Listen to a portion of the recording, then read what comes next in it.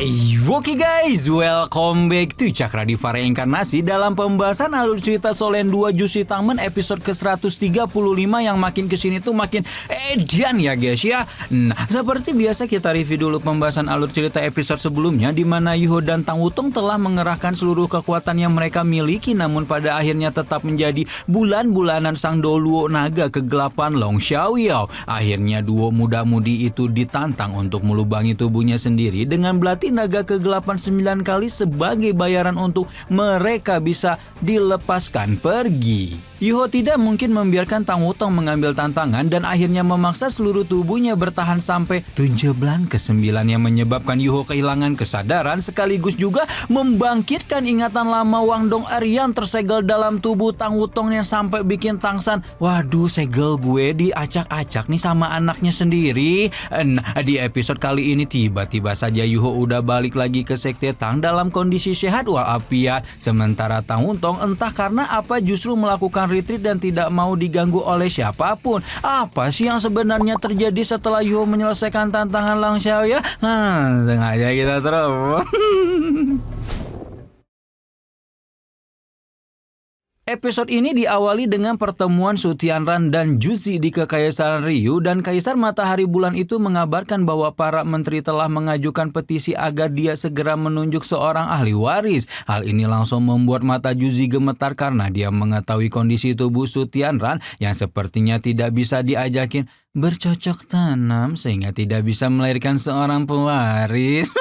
Seolah bisa menerka arah pembicaraan Juzi, Su Tianran langsung mengingatkan bahwa hanya Juzi yang mengetahui rahasia besar ini, sehingga hanya permaisuri kekaisaran itu juga yang bisa meringankan bebannya. Su Tianran kemudian membawa Juzi ke altar kekaisaran sebelum kemudian menunjukkan hasil dari uji coba yang selama ini dia lakukan. Juzi hanya bisa memasang ekspresi kompleks ketika melihat catatan eksperimen Su Tianran, apalagi setelah Kaisar Matahari Bulan itu membuka sebuah kotak yang berisi DNA miliknya. Air mata mulai berkumpul di pelupuk matanya karena sekali lihat Juzi sudah tahu apa yang hendak dilakukan Su Tianran, yaitu mendorongnya untuk melakukan semacam eksperimen bayi tabung dengan DNA miliknya. Sehingga ketika permaisuri Kekaisaran Ryu itu melahirkan seorang anak, maka anak tersebut secara otomatis akan langsung menjadi putranya sekaligus juga calon Kaisar Matahari Bulan yang baru di masa depan. Juzi mengemukakan kepatuhannya terhadap perintah Su Tianran dan membawa serta materi genetik Kaisar Matahari Bulan itu ke kamarnya untuk mempersiapkan eksperimen. Tapi ternyata ternyata wedalalala, Juzi malah mengeluarkan DNA yang sepertinya dia ambil dari darah Yuho ketika mereka bertemu di kota naga soalnya. Oke, sekarang kita pindah dulu ke tempat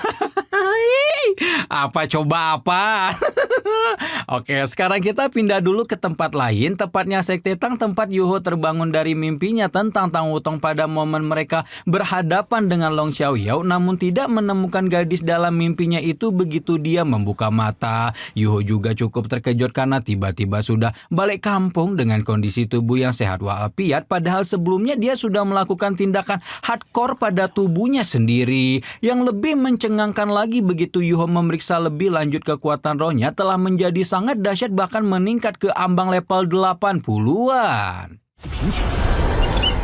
Melihat fluktuasi energi dari kamar Yuho, Nan Qiuqiu dan Ye Guyi langsung menerobos masuk dan tidak dapat menahan rasa penasaran ketika bertanya apa yang sebenarnya Yuho lakukan sampai tidak sadarkan diri selama 7 hari penuh. Yuho sendiri juga tidak mengerti apa yang terjadi, bahkan dia mulai bertanya-tanya apakah pertemuannya dengan Long Xiaoyao hanyalah mimpi semata. Namun Yuho langsung yakin kalau semua yang dialami bukanlah mimpi setelah Nan Qiuqiu bertanya bagaimana cara Tang Wutong menemukannya dengan cepat di kota Tiando. Mendengar nama Tang Wutong, Yuho langsung bertanya apakah gadis itu baik-baik saja, di mana menurut yang Nan Qiuqiu tahu Tang Wutong sempat melihat kondisi Yuho dan setelah memastikan kondisinya baik-baik saja, gadis itu pun segera pergi.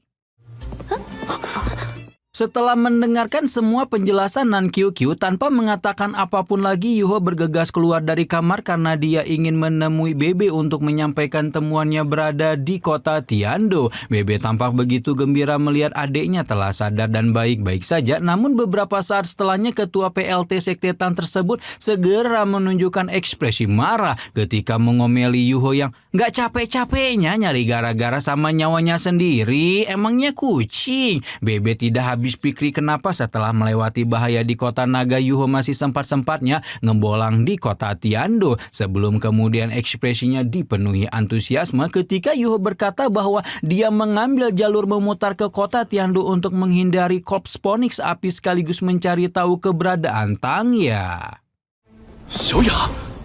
Menurut Yuho, karena markas Sekte Tang aslinya berada di kota Tiando dan Mbak Yaya juga berasal dari kota tersebut, sangat besar kemungkinan Sekte Roh Kudus mengirimnya ke sana. Karena itulah Yuho nekat untuk menyusup ke dalam istana Tiando dan menyelidiki keberadaan Tangya meski akhirnya tidak berhasil menemukan ketua Sekte Tang tersebut. Kendati demikian, Yuho berkata bahwa dia telah menangkap seorang sandera dan membuat Bebe kembali bersemangat karena berpikir bahwa mereka telah menemukan sesecah harapan untuk mencari Tangya. Yuho mengajak Bebe masuk dalam teknik simulasinya, membawa abangnya itu memasuki gerbang neraka dan mulai menyusun skenario seolah-olah mereka berdua adalah bagian dari Sekte Roh Kudus.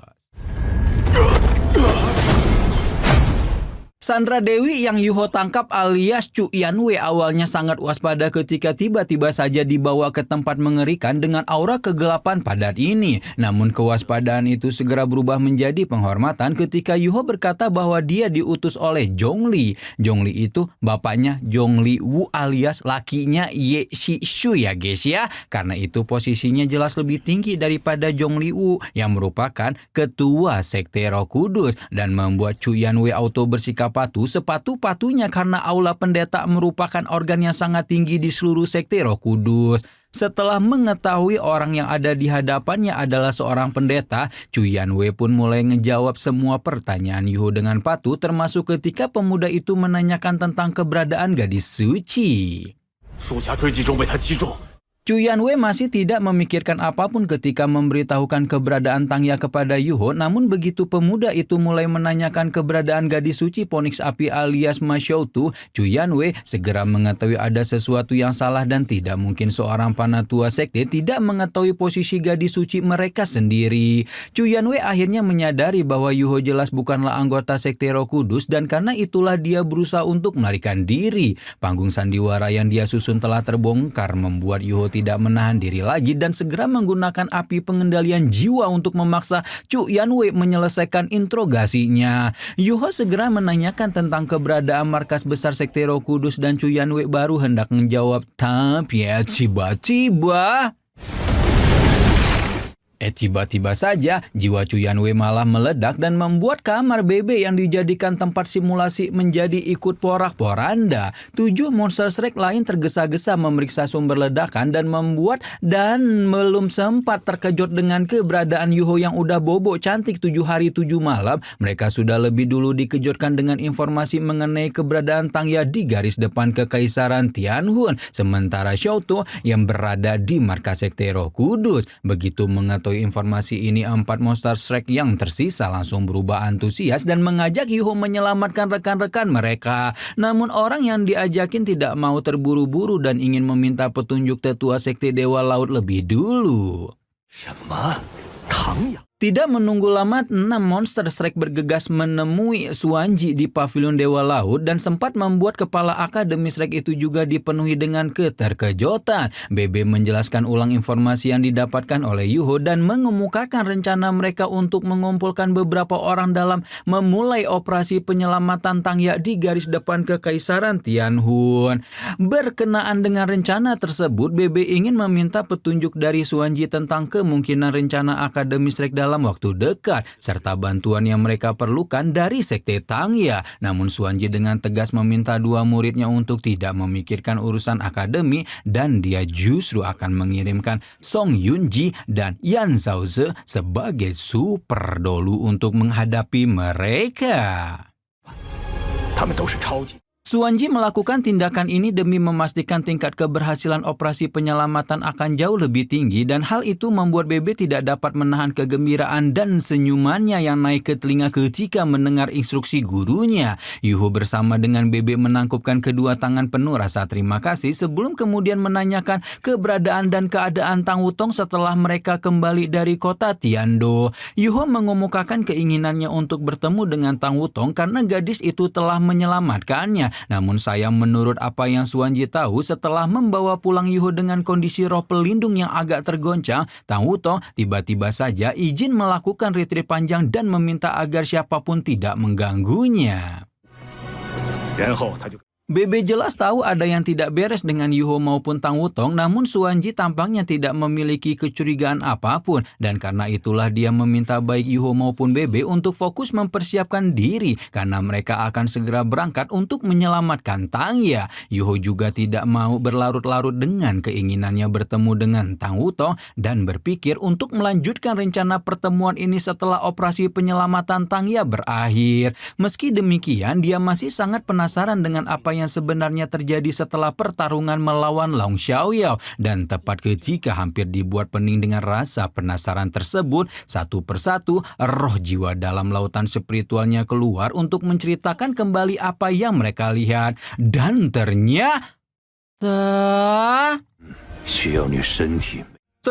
ternyata setelah membuat Yuho sekarat dengan belati naga kegelapan, Long Xiaoyao tidak menghabisi pemuda itu malah memberikan sebuah pil naga yang memang hanya dapat dikonsumsi tanpa perlawanan sedikit pun. Karena itulah Long Xiaoyao membuat skenario sedemikian rupa yang membuat Yuho bengek maksimal sehingga dia bisa memaksa pemuda itu menelan pil naga dalam kondisi yang sangat lemah. Tepat setelah pil naga masuk ke dalam tubuh Yuho, gelombang kekuatan roh padat menyebar dari dalam tubuhnya. Di mana menurut penjelasan Sunu, pil naga merupakan inti yang dimiliki oleh ras naga. Pil naga itu hanya dapat dipadatkan setelah seekor naga menjadi dewasa dan pil naga akan digunakan sebagai tubuh energi untuk menempa kesadaran spiritualnya. Sunu menambahkan bahwa pil naga bagi ras naga sama berharganya dengan inti roh untuk seorang master dunia roh dan karena itulah level Yuho langsung meningkat beberapa tingkatan setelah menelannya. Fungsi terbesar pil naga adalah memulihkan tubuh seseorang dan meningkatkan kekuatan darah serta tulang seseorang, di mana ketika pil tersebut dicerna oleh manusia maka kekuatan tubuhnya akan setara dengan seekor naga raksasa. Dengan tubuh sekuat naga, Yuho tidak perlu lagi khawatir ketika akan menerobos level limit Doluo karena pil naga akan memberikan sangat banyak bantuan untuk menahan kekuatan besar itu agar tidak menghancurkan tubuh fisiknya. Pil naga sangat berharga di mana kekuatannya bahkan jauh lebih dahsyat dibandingkan dengan sumsum es misterius 10.000 tahun. Penjelasan tentang pil naga memang mengejutkan Yuho, namun dia lebih terkejut lagi dengan fakta bahwa Long Xiaoyao telah menolongnya karena dia tidak dapat menggali alasan apa yang membuat petinggi sekte Roh Kudus itu memberikan bantuan kepadanya. Baru setelah itu Tianmeng pun kembali menceritakan apa yang dia dengar dari dalam lautan spiritual Yuho, di mana sepertinya tindakan yang dilakukan Long Xiaoyao ini merupakan amanah yang diberikan oleh Mu'en kepadanya.